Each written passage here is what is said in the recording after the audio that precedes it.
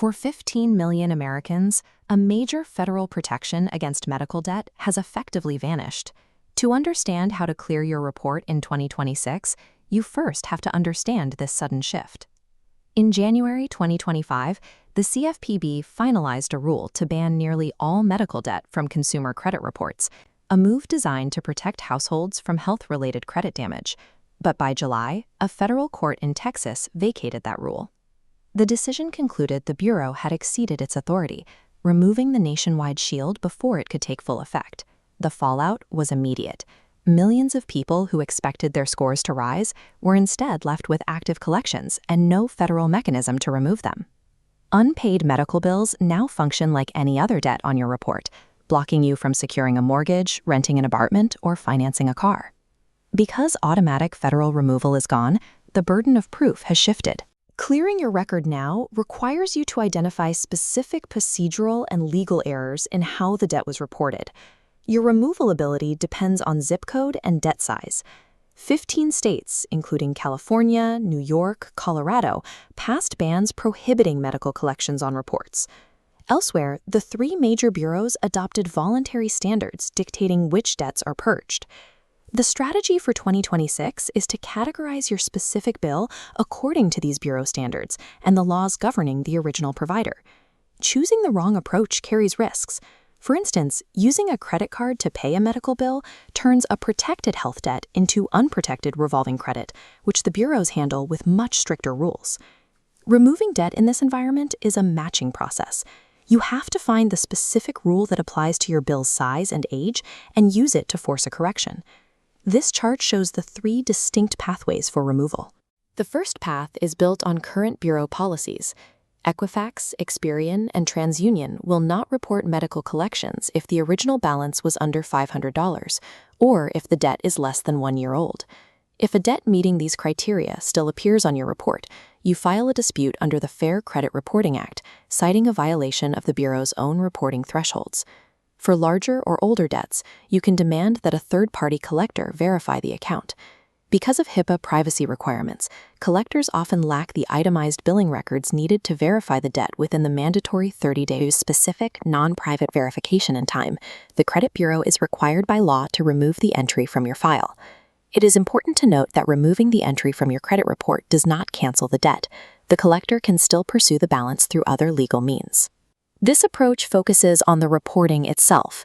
It uses administrative requirements to protect your credit score, even while the financial liability remains. The second pathway targets the medical provider directly, using healthcare regulations to force them to withdraw the account from the bureaus.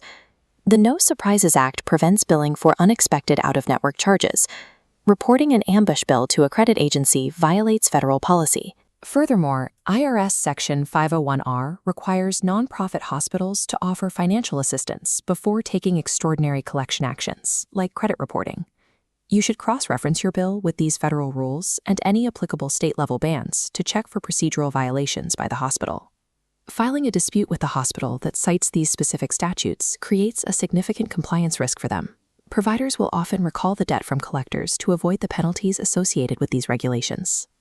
This requires significant research. You have to analyze your explanation of benefits and understand the hospital's specific financial assistance policy.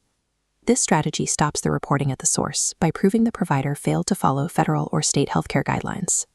The third pathway is an economic resolution, designed for those who need a certain and immediate removal of the debt from their record.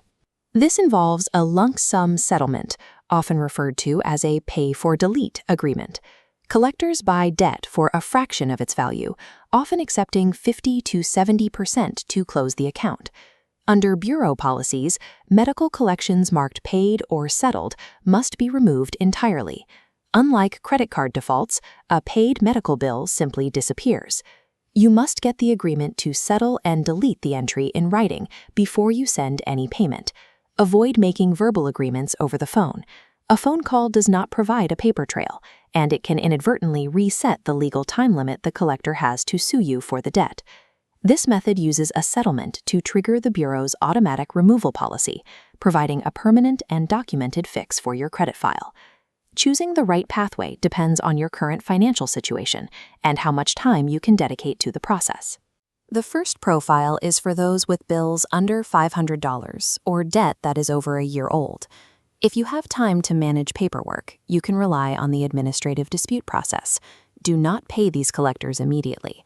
Instead, force them to prove they have the itemized records required to verify the debt under HIPAA. The second profile applies to those in protected states or those treated at nonprofit hospitals. Use these healthcare regulations as your primary defense. If the hospital failed to screen you for financial assistance, they are often required to recall the debt. Mismatching your profile, such as paying for a debt that is legally unreportable, is a waste of effort and capital. The final profile is for those who need a clean report immediately to qualify for a significant loan, like a mortgage. For these people, settling the debt for a reduced amount is the most direct way to trigger a bureau-mandated deletion. The reporting system in 2026 relies on the fact that most people do not know the specific rules governing medical debt. You should not wait for a federal ban to reappear. Instead, categorize your bill, check your state laws, and choose the strategy that fits your profile. The government is no longer automatically removing these marks, but by applying the right standard to your specific debt,